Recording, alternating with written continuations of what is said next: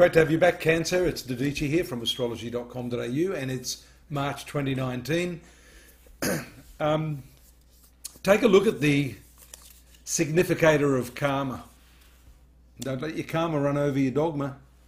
This Rahu, the North Node, is now just winding up in your sun sign.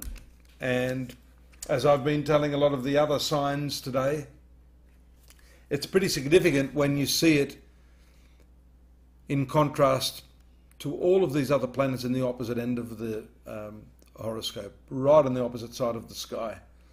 This is the relationship part of your horoscope. This is your own self. That's the balance that's required here. Actually, this is a very strong push to fulfilling yourself. One's desire nature is amplified. One's push for self-fulfillment is juxtaposed against all of this here in the 7th house of marriage, business partnerships, and generally public relations. It's the other person. You're aware that Saturn has been there for a while. That's causing some issues. It can slow down the pace of a relationship. It can bog it down into a more serious sort of tone. Having Venus here just recently may have helped that a little bit, but it's hard to escape this continual Saturn-Pluto, what we call force majeure, which is energy that's outside your control, dominating the relationship. It's like you have no control over this. So what you're doing here is pushing into finding some meaning in yourself. I know I'm getting very psychological and spiritual this month, but I think it's important that you understand that. The desire nature is rarely fulfilled by this planet, by the way. It creates that desire, but doesn't easily fulfill. So here we see that there are other planets that may be taking the pressure off. For example, Mercury. First off, on the 1st of March, we see the movement of Venus here into your 8th house. And the moon also moves out of there pretty quickly on the 4th. So these two, what we would call friendly influences on your marital and personal relationships, leave. They go into the intimate 8th house, so we see her over at least the first day or two of the moon's transit here. You're going to address some of those issues of intimacy, sexuality, shared resources. Venus here is not bad. It brings with it some relief. But I'm more interested in how you take the pressure off this, the sexual and intimate pleasure-seeking sorts of approach to this aren't really going to solve this problem. It's how you deal with this, how you deal with yourself. Because as I've said, it's the relationship with yourself that is paramount in all of this. You'll take some pressure off it through the motion of Mercury moving there into, well, we thought it was going to move in there. Aren't the planets full of surprises? Look at that, it goes retrograde. In the very first week of the month, just around the same time as we've got this new moon in the 9th house of spirituality, higher learning.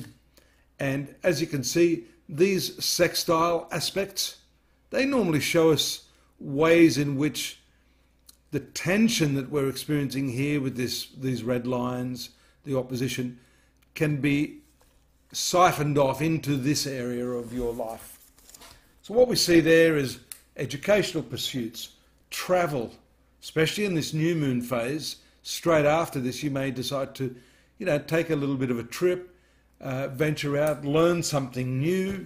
So it takes that pressure off. If you've been like a dog at a bone with the relationship, this is a lovely way to take the pressure off.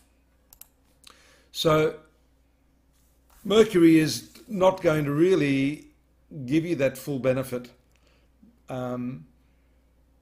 until later in the month. But there we see the sun moving to the upper part on the 22nd is one of the best times of the year for you to push yourself professionally and go for broke. If there's something you've been looking for professionally that you're trying to achieve, you can do that through the mechanism of the sun up here.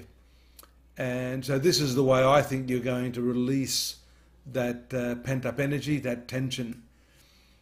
We noticed also here as well, very early in the piece, Uranus moving to your 11th house. This is the place of friendship and social activity.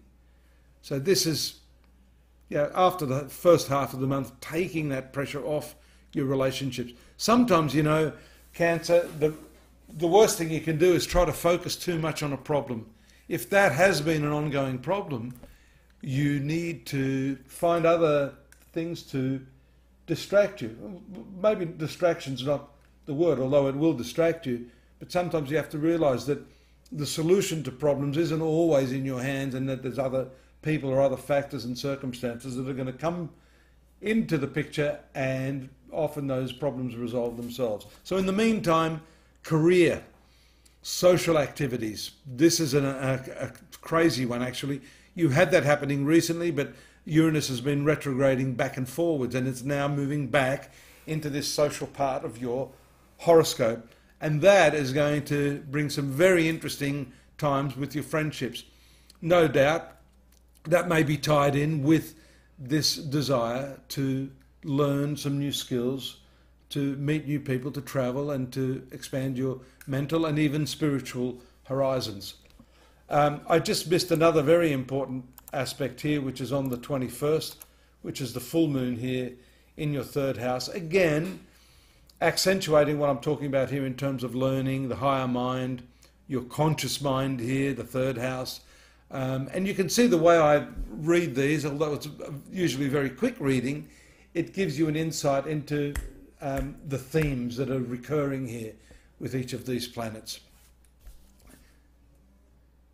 Again, you see the problem here in terms of the opposition aspect. Once again, the lovely release of energy through these triangular aspects, through the relationship area and friendship. So strangely, although these were areas of tension, we see that they may be areas where you can release that energy and maybe come to some understanding. That's also shown by the direct movement of Mercury around the 28th and 29th there. So communication is back on track at that time.